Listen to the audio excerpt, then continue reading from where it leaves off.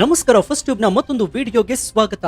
ಸ್ನೇಹಿತರೆ, ಯಾವುದೇ ಒಂದು ದೇಶವನ್ನ ನಾಶ ಮಾಡಲು ಶತ್ರು ರಾಷ್ಟ್ರಗಳು ನೇರವಾಗಿ ಯುದ್ಧ ಮಾಡಬೇಕಾದ ಅನಿವಾರ್ಯತೆ ಇಂದಿನ ದಿನಗಳಲ್ಲಿ ಇಲ್ಲ. ಬಾಂಬ್ ಬಂದೂಕುಗಳಿಗಿಂತ ಅತ್ಯಂತ ಅಪಾಯಕಾರಿಯಾದ ಅಸ್ತ್ರ ಹೊಂದಿದೆ. ಅದೇ ಸೈಲೆಂಟ್ ಇನ್ವೇಷನ್, ಅಂದ್ರೆ ನಿಶ್ಶಬ್ದ ಆಕ್ರಮಣ.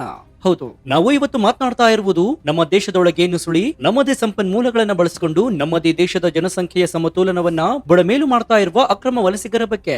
ಭಾರತದ ಗಡಿಗಳಾದ ಪಶ್ಚಿಮ ಬಂಗಾಳ, ಅಸ್ಸಾಂ ಮತ್ತು ತ್ರಿಪುರಾ ಮಾರ್ಗವಾಗಿ ಕಳೆದ ಹಲವು ದಶಕಗಳಿಂದ ನಿರಂತರವಾಗಿ ನಡೀತಾ ಇರುವಂತಹ ಈ ಅಕ್ರಮ ನುಸುಳುವಿಕೆ ಇಂದು ದೇಶದ ಆಂತರಿಕ ಭದ್ರತೆಗೆ ಅತಿದೊಡ್ಡ ಕ್ಯಾನ್ಸರ್ ಆಗಿ ಪರಿಣಮಿಸಿದೆ. ಇದು ಕೇವಲ ಉದ್ಯೋಗ ಅರಸಿ ಬಂದ ಬಡವರ ಕಥೆಯಲ್ಲ. ಇದರ ಹಿಂದೆ ಒಂದು ವ್ಯವಸ್ಥಿತವಾದ ಷಡ್ಯಂತ್ರ ಅಡಗಿದೆ. ಬಾಂಗ್ಲಾದೇಶ ಮತ್ತು ಮ್ಯಾನ್ಮಾರ್ನಿಂದ ಬರ್ತಾ ಇರುವಂತಹ ಈ ನುಸುಳುಕೋರರು ಕೇವಲ ಗಡಿ ರಾಜ್ಯಗಳಿಗೆ ಮಾತ್ರ ಸೀಮಿತವಾಗಿಲ್ಲ. ಬದಲಿಗೆ ನಮ್ಮ ಹೆಮ್ಮೆಯ ರಾಜಧಾನಿ ದೆಹಲಿ, ಆರ್ಥಿಕ ರಾಜಧಾನಿ ಮುಂಬೈ ಹಾಗೂ ನಮ್ಮದೇ ಸಿಲಿಕಾನ್ ಸಿಟಿ ಬೆಂಗಳೂರಿನ ಮೂಲೆ ಮೂಲೆಯಲ್ಲೂ ಕೂಡ ತಮ್ಮ ಜಾಲವನ್ನ ವಿಸ್ತರಿಸಿದ್ದಾರೆ. ಈ ಆತಂಕಕಾರಿ ಬೆಳವಣಿಗೆಯನ್ನ ಹೇಗೆ ಬಿಟ್ರೆ ಮುಂದೊಂದು ದಿನ ಭಾರತದ ಮೂಲ ನಿವಾಸಿಗಳೇ ಅಲ್ಪಸಂಖ್ಯಾತರಾಗುವ ಭೀತಿ ಎದುರಾಗಿದೆ ಎನ್ನುವಂತಹ ಎಚ್ಚರಿಕೆಯನ್ನ ಭದ್ರತಾ ತಜ್ಞರು ಪದೇ ಪದೇ ನೀಡ್ತಾ ಇದ್ದಾರೆ. ಈ ಬೃಹತ್ ಸಮಸ್ಯೆಗೆ ಶಾಶ್ವತ ಪರಿಹಾರವನ್ನು ನೀಡಲು ಪ್ರಧಾನಿ ನರೇಂದ್ರ ಮೋದಿ ಅವರ ಕೇಂದ್ರ ಸರ್ಕಾರ ಮುಂದಾಗಿದೆ. ಅದರಲ್ಲೂ ಮುಖ್ಯವಾಗಿ ಕೇಂದ್ರ ಗೃಹ ಸಚಿವ ಅಮಿತ್ ಶಾ ಅವರು ತಮ್ಮ ಬತ್ತಳಿಕೆಯಲ್ಲಿರುವಂತಹ ಅತ್ಯಂತ ಶಕ್ತಿಶಾಲಿ ಬ್ರಹ್ಮಾಸ್ತ್ರವೊಂದನ್ನ ಪ್ರಯೋಗ ಮಾಡಿದ್ದಾರೆ. ಆ ಅಸ್ತ್ರ ಬೇರೆ ಯಾವುದೂ ಅಲ್ಲ, NRC ಅಂದ್ರೆ ರಾಷ್ಟ್ರೀಯ ಪೌರತ್ವ ನೋಂದಣಿಯನ್ನ ಇಡೀ ದೇಶಾದ್ಯಂತ ಜಾರಿಗೆ ತರುವ ಮಹತ್ವರವಾದಂತಹ ಪ್ಲಾನ್ ರೂಪಿಸಿದ್ದಾರೆ. ಹಾಗಾದ್ರೆ ಈ ಅಕ್ರಮ ವಲಸಿಗರಿಂದ ದೇಶಕ್ಕೆ ಎದುರಾಗುವ ಗಂಡಾಂತರವಾದ್ರೂ ಏನು? ವೋಟ್ ಬ್ಯಾಂಕ್ ರಾಜಕಾರಣಕ್ಕಾಗಿ ಇವರನ್ನ ಹೇಗೆ ಬಳಸಿಕೊಳ್ಳಲಾಗ್ತಾ ಇದೆ? ಅಮಿತ್ ಶಾ ಅವರ ಈ NRC ಅಸ್ತ್ರ ವಿರೋಧಿಗಳ ಎದೆಯಲ್ಲಿ ನಡಕ ಹುಟ್ಟಿಸಿರೋದಾದ್ರೂ ಯಾಕೆ? ಈ ಎಲ್ಲ ಮಾಹಿತಿಯನ್ನ ಇವತ್ತಿನ ಈ ವಿಡಿಯೋದಲ್ಲಿ ನೋಡೋಣ. ಆದ್ರೆ ಅದಕ್ಕೂ ಮುನ್ನ ನಿಮ್ಗೇನನ್ಸುತ್ತೆ? ಪ್ರಧಾನಿ ನರೇಂದ್ರ ಮೋದಿ ಅವರ ಸರ್ಕಾರ ಭಾರತದಲ್ಲಿ NRC ಯನ್ನ ಜಾರಿಗೆ ತರಬೇಕಾ? ಹೌದು ಅಂತಾದ್ರೆ ಎಸ್ ಅಂತ ಕಮೆಂಟ್ ಮಾಡಿ ಹಾಗೂ ವಿಡಿಯೋಗೆ ಲೈಕ್ ಕೊಡಿ. ಜೊತೆಗೆ ಐ ಸಪೋರ್ಟ್ NRC ಅಂತ ಕಮೆಂಟ್ ಮಾಡಿ.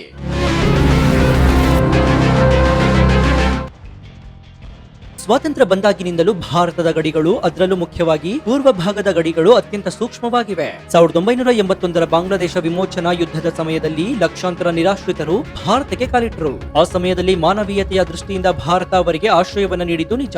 ಆದ್ರೆ ಆ ಯುದ್ಧ ಮುಗಿದು 5 ದಶಕಗಳು ಕಳೆದರೂ ಕೂಡ ಆ ನುಸುಳುವಿಕೆ ಮಾತ್ರ ಇಂದಿಗೂ ನಿಂತಿಲ್ಲ.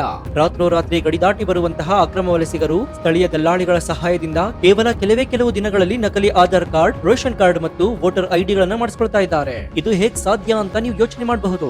ಇಲ್ಲೇ ಇರೋದು ನೋಡಿ ಅಸಲಿ ರಾಜಕೀಯ ಷಡ್ಯಂತ್ರ. ಕೆಲವು ಪ್ರಾದೇಶಿಕ ರಾಜಕೀಯ ಪಕ್ಷಗಳು ಕೇವಲ ತಮ್ಮ ಅಧಿಕಾರ ಆಸೆಗಾಗಿ ಈ ಅಕ್ರಮ ವಲಸಿಗರನ್ನ ತಮ್ಮ ಖಾಯಂ ವೋಟ್ ಬ್ಯಾಂಕ್ ಆಗಿ ಪರಿವರ್ತಿಸಿಕೊಂಡಿದ್ದಾರೆ. ಪಶ್ಚಿಮ ಬಂಗಾಳದಂತಹ ರಾಜ್ಯಗಳಲ್ಲಿ ಈ ನುಸುಳುಕೋರರಿಗೆ ಕೆಂಪು ರತ್ನಗಂಬಳಿಯನ್ನ ಹಸಿ ಸ್ವಾಗತಿಸುವ ಪರಿಸ್ಥಿತಿ ನಿರ್ಮಾಣವಾಗಿದೆ. ಅವರಿಗೆ ಅಕ್ರಮವಾಗಿ ಸರ್ಕಾರಿ ದಾಖಲೆಗಳನ್ನು ಸೃಷ್ಟಿಸಿಕೊಟ್ಟು ಆ ಮೂಲಕ ಚುನಾವಣೆಯಲ್ಲಿ ಗೆಲ್ಲುವ ಅಡ್ಡದಾರಿಯನ್ನ ಹಿಡಿದಿರುವ ಕೆಲವು ನಾಯಕರಿಗೆ ದೇಶದ ಭದ್ರತೆಗಿಂತ ತಮ್ಮ ಕುರ್ಚಿ ಭದ್ರಪಡಿಸಿಕೊಳ್ಳುವುದೇ ಮುಖ್ಯವಾಗಿದೆ. ಒಮ್ಮೆ ವೋಟರ್ ಐಡಿ ಸಿಕ್ಕ ಮೇಲೆ ಈ ಅಕ್ರಮ ವಲಸಿಗರು ಅಧಿಕೃತವಾಗಿ ಭಾರತದ ಪ್ರಜೆಯಂತೆ ವರ್ತಿಸಲು ಶುರು ಮಾಡ್ತಾರೆ. ಸರ್ಕಾರದ ಪ್ರತಿಯೊಂದು ಉಚಿತ ಯೋಜನೆಗಳು, ಸಬ್ಸಿಡಿಗಳು ಇವರ ಪಾಲಾಗುತ್ತವೆ. ನಮ್ಮ ದೇಶದ ಪ್ರಾಮಾಣಿಕ ತೆರಿಗೆದಾರರ ಬೆವರಿನ ಹಣ ಯಾವ ಹಕ್ಕು ಇಲ್ಲದ ಈ ನುಸುಳುಕೋರರ ಪಾಲಾಗುತ್ತೆ. ಇದರಿಂದ ಸ್ಥಳೀಯರ ಉದ್ಯೋಗ ಕಸಿಯಲ್ಪಡುತ್ತೆ, ಮೂಲ ಸೌಕರ್ಯಗಳ ಮೇಲೆ ವಿಪರೀತ ಒತ್ತಡ ಬೀಳುತ್ತೆ, ಅಪರಾಧ ಕೃತ್ಯಗಳು ಮಿತಿಮೀರುತ್ತೆ. ಬೆಂಗಳೂರಿನಂತಹ ಮಹಾನಗರದಲ್ಲಿ ಇತ್ತೀಚೆಗೆ ನಡೀತಾ ಇರುವಂತಹ ಹಲವು ಅಪರಾಧಗಳ ಪ್ರಕರಣಗಳ ಬೆನ್ನತ್ತಿದಾಗ ಅದರ ಬೇರುಗಳು ಇರುವುದು ಈ ಅಕ್ರಮ ವಲಸಿಗರ ಗ್ಯಾಂಗ್ ಗಳಿಗೆ ತಳಕು ಹಾಕೊಳ್ತಾ ಇರುವುದು ಪೊಲೀಸರ ತನಿಖೆಯಿಂದಲೇ ಸಾಬೀತಾಗಿದೆ. ಈ ಜನಸಂಖ್ಯಾ ಸ್ಫೋಟದ ಭೀಕರತೆ ಎಷ್ಟರ ಮಟ್ಟಿಗಿದೆ ಅಂದ್ರೆ ಅಸ್ಸಾಂ ಮತ್ತು ಪಶ್ಚಿಮ ಬಂಗಾಳದ ಗಡಿ ಭಾಗದ ಹಲವು ಜಿಲ್ಲೆಗಳಲ್ಲಿ ಅಲ್ಲಿನ ಮೂಲ ನಿವಾಸಿಗಳೇ ಇಂದು ಅಲ್ಪಸಂಖ್ಯಾತರಾಗಿದ್ದಾರೆ. ಅಲ್ಲಿನ ಸಂಸ್ಕೃತಿ, ಭಾಷೆ ಮತ್ತು ಆಚಾರ ವಿಚಾರಗಳು ಸಂಪೂರ್ಣವಾಗಿ ನಶಿಸಿ ಹೋಗುವ ಹಂತಕ್ಕೆ ತಲುಪಿವೆ. ಕೇವಲ ಒಂದು ನಿರ್ದಿಷ್ಟ ಸಮುದಾಯವನ್ನ ಓಲೈಸುವ ರಾಜಕಾರಣದಿಂದಾಗಿ ಅಸ್ಸಾಂನ ಮೂಲ ನಿವಾಸಿಗಳು ತಮ್ಮ ಅಸ್ತಿತ್ವಕ್ಕಾಗಿ ಬೀದಿಗಿಳಿದು ಹೋರಾಡುವ ಪರಿಸ್ಥಿತಿ ನಿರ್ಮಾಣವಾಗಿತ್ತು. ಇದೆಲ್ಲವನ್ನ ಸೂಕ್ಷ್ಮವಾಗಿ ಗಮನಿಸ್ತಾ ಇರುವ ನರೇಂದ್ರ ಮೋದಿ ಹಾಗೂ ಅಮಿತ್ ಶಾ ಅವರ ಜೋಡಿ ಈ ಸಮಸ್ಯೆಯನ್ನು ಬೇರು ಸಹಿತ ಕಿತ್ತಹಾಕಲು ದೃಢ ನಿರ್ಧಾರವನ್ನ ಮಾಡಿದೆ. 2014ರಲ್ಲಿ ಅಧಿಕಾರಕ್ಕೆ ಬಂದಾಗಿನಿಂದಲೂ ಪ್ರಧಾನಿ ನರೇಂದ್ರ ಮೋದಿ ಅವರ ಸರ್ಕಾರ ಗಡಿ ಭದ್ರತೆಗೆ ಅತಿ ಹೆಚ್ಚು ಒತ್ತನ್ನು ನೀಡಿದೆ. ಗಡಿಯಲ್ಲಿ ಸ್ಮಾರ್ಟ್ ಫೇಸಿಂಗ್, ಡ್ರೋನ್ ತಂಗಾವಲು ಮತ್ತು ಬೇಸಫ್ ಯೋಧರಿಗೆ ಸಂಪೂರ್ಣ ಸ್ವಾತಂತ್ರ್ಯ ನೀಡುವ ಮೂಲಕ ನುಸುಳುಕೋರರನ್ನ ಗಣನೀಯವಾಗಿ ತಡೆಹಿಡಿಯಲಾಗಿದೆ. ಆದ್ರೆ ಈಗಾಗಲೇ ದೇಶದೊಳಗೆ ಸೇರ್ಕೊಂಡು ನಮ್ಮವರೇ ಆಗಿ ಬೆರೆತಿರುವಂತಹ ಕೋಟ್ಯಾಂತರ ಅಕ್ರಮ ವಲಸಿಗರನ್ನ ಪತ್ತೆ ಹಚ್ಚುವುದು ಹೇಗೆ? ಅದಕ್ಕಾಗಿಯೇ ಅಮಿತ್ ಶಾ ಅವರು NRC ಎನ್ನುವಂತಹ ಅಸ್ತ್ರವನ್ನ ಪ್ರಯೋಗಿಸಲು ಸಜ್ಜಾಗ್ತಾ ಇದ್ದಾರೆ. ರಾಷ್ಟ್ರೀಯ ಪೌರತ್ವ ನೋಂದಣಿ ಅಥವಾ NRC ಎನ್ನುವುದು ಭಾರತದ ನೈಜ ಪ್ರಜೆಗಳ ಅಧಿಕೃತ ಪಟ್ಟಿಯಾಗಿದೆ. ಯಾರು ಅಕ್ರಮವಾಗಿ ನುಸುಳಿದ್ದಾರೆ ಎನ್ನುವುದನ್ನ ಕಾನೂನುಬದ್ಧವಾಗಿ ಬೇರ್ಪಡಿಸುವ ಏಕೈಕ ಮಾರ್ಗ ಇದಾಗಿದೆ. ಅಸ್ಸಾಂನಲ್ಲಿ ಸುಪ್ರೀಂ ಕೋರ್ಟ್ ಮೇಲ್ವಿಚಾರಣೆಯಲ್ಲಿ ನಡೆದಂತಹ NRC ಪ್ರಕ್ರಿಯೆಯಲ್ಲಿ ಸುಮಾರು 19 ಲಕ್ಷಕ್ಕೂ ಹೆಚ್ಚು ಜನರು ತಮ್ಮ ಪೌರತ್ವವನ್ನ ಸಾಬೀತುಪಡಿಸಲು ವಿಫಲರಾಗಿದ್ರು ಎನ್ನುವುದನ್ನ ಈ ಸಮಸ್ಯೆಯ ತೀವ್ರತೆಯನ್ನು ಎತ್ತಿ ತೋರಿಸ್ತಾ ಇದೆ. ಈಗ ಇದೇ ಮಾದರಿಯಲ್ಲಿ ಇಡೀ ದೇಶಾದ್ಯಂತ ವಿಸ್ತರಿಸುವ ಬಗ್ಗೆ ದೆಹಲಿ ಪವರ್ ಕಾರಿಡಾರ್ ನಲ್ಲಿ ಗಂಭೀರ ಚರ್ಚೆಗಳು ಕೂಡ ನಡೀತಾ ಇವೆ. NRC ವಿಚಾರ ಪ್ರಸ್ತಾಪವಾದ ತಕ್ಷಣ ವಿರೋಧ ಪಕ್ಷಗಳು, ಕೆಲವು ಬುದ್ಧಿಜೀವಿಗಳು ಹಾಗೂ ಅಸದುದ್ದೀನ್ ಓವೈಸಿ ಯಂತಹ ನಾಯಕರು ರೊಚ್ಚಿಗೇಳೋದು ಯಾಕೆ ಎನ್ನುವುದನ್ನ ನಾವು ಅರ್ಥ ಮಾಡ್ಕೊಳ್ಬೇಕಾಗತ್ತೆ.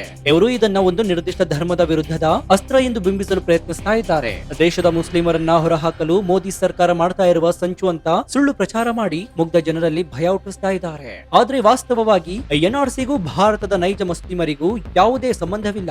ಭಾರತದ ಮಣ್ಣಿನಲ್ಲಿ ಹುಟ್ಟಿ ಬೆಳೆದ ಈ ದೇಶವನ್ನ ಪ್ರೀತಿಸುವ ಯಾವುದೇ ಮುಸಲ್ಮಾನ್ ಬಾಂಧವರಿಗೆ ಇದರಿಂದ ಕವಡೆ ಕಾಸಿನ ತೊಂದರೆಯೂ ಕೂಡ ಇಲ್ಲ. ಇದು ಕೇವಲ ಬಾಂಗ್ಲಾದೇಶ ಮತ್ತು ಮ್ಯಾನ್ಮಾರ್ನಿಂದ ಅಕ್ರಮವಾಗಿ ಒಳಗೆ ನುಸುಳಿರುವವರನ್ನ ಪತ್ತೆ ಹಚ್ಚುವ ಪ್ರಕ್ರಿಯೆ ಮಾತ್ರ.